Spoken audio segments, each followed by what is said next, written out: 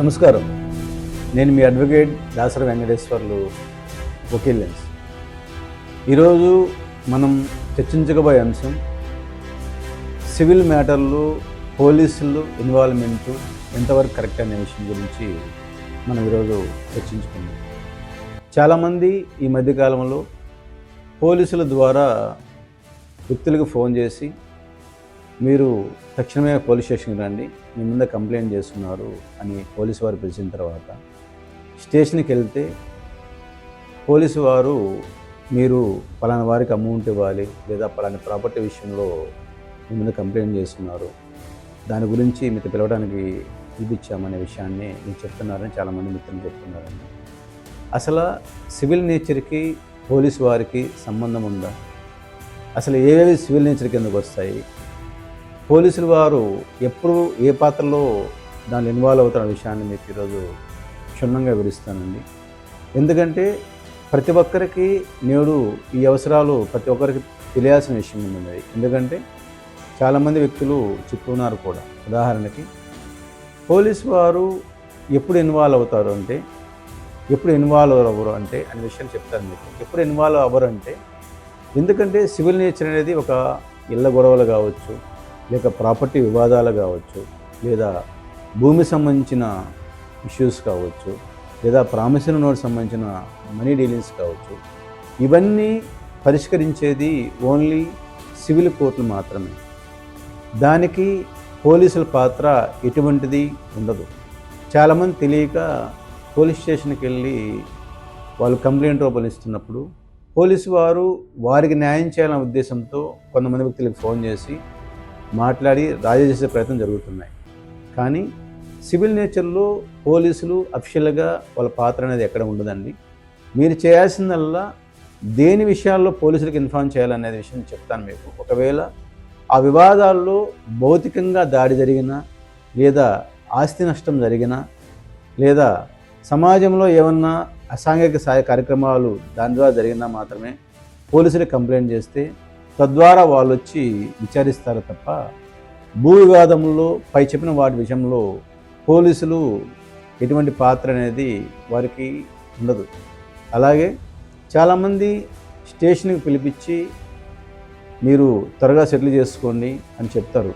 అంతవరకు బాగానే ఉంటుంది. ఒకవేళ వారేమైనా బలవంతంగా మీ చేత ఖాళీ పేపర్ల మీద సంతకం పెట్టిస్తున్నా కానీ, లేదా ఖాళీ ప్రామిసరీ నోట్ మీద సంతకం పెట్టించినా కానీ, లేదా చెక్కులు ఏమన్నా ఇప్పించినా కానీ మీరు ఇవ్వాల్సిన అవసరం లేదు. ఎందుకంటే వన్స్ పోలీసు వారు మనం స్టేషన్ పిలిచినప్పుడు మీరు పోలీసు వారిని అడగాలి, ఏ కారణంగా పిలుస్తున్నారండి, 41 CRPC ద్వారా ఆ 35 BNS ద్వారా అసలు ఎందుకు మిమ్మల్ని స్టేషన్ పిలిపిస్తున్నారు, అది నోటీస్ ద్వారా మాకు తెలపని అడిగే అధికారం ప్రతి ఒక్కరికి ఉంది. కాబట్టి ఆ సెక్షన్ ఆఫ్ లా ప్రకారం మాత్రమే మిమ్మల్ని స్టేషన్ పిలిచే అధికారం పోలీసు వారికి ఉంటుంది. దాని ద్వారా మీరు స్టేషన్కి వెళ్ళే ముందు కూడా సంబంధం మీకు తెలిసిన లీగల్ అడ్వైజర్ మీకు పెట్టి మీరు తీసుకునే అధికారం మీకు ఉంది. అలాగే వాళ్ళు బలవంతంగా మీ చేత సివిల్ మ్యాటర్లో సెటిల్మెంట్ చేయడం కానీ, మీకు ఇష్టం లేకుండా ఎటువంటి పని చేసేదానికి పోలీసు వారికి ఎటువంటి అధికారం ఉండదు.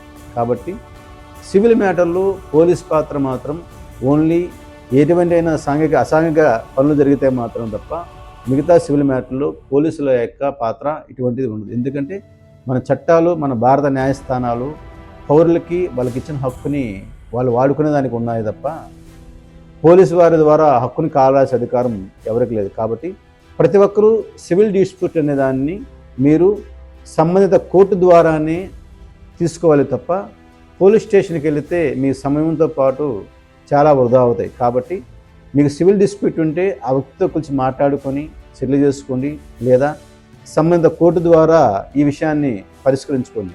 ఎందుకంటే మనకు తెలియకుండానే మన బంధువుల మధ్య మనకు గొడవలు ఉంటాయి. అవి కూర్చొని మాట్లాడుకుంటే సమస్యలు పరిష్కరించవుతాయి. కాకపోతే ఒకరి మీద ఒకరు గొడవలు పెట్టుకొని కేసులు పెట్టుకుని తద్వారా సొసైటీలో బంధుత్వాలకు కూడా చెడిపోయే అవకాశం ఉంది. కాబట్టి మీరు చేయవలసిన విషయం ఏంటంటే ఎనీ సివిల్ డిస్ప్యూట్స్ ఏమైనా సరే ఉంటే సంబంధిత సివిల్ కోర్టులో మాత్రమే వాటిని ఫైల్ చేయండి.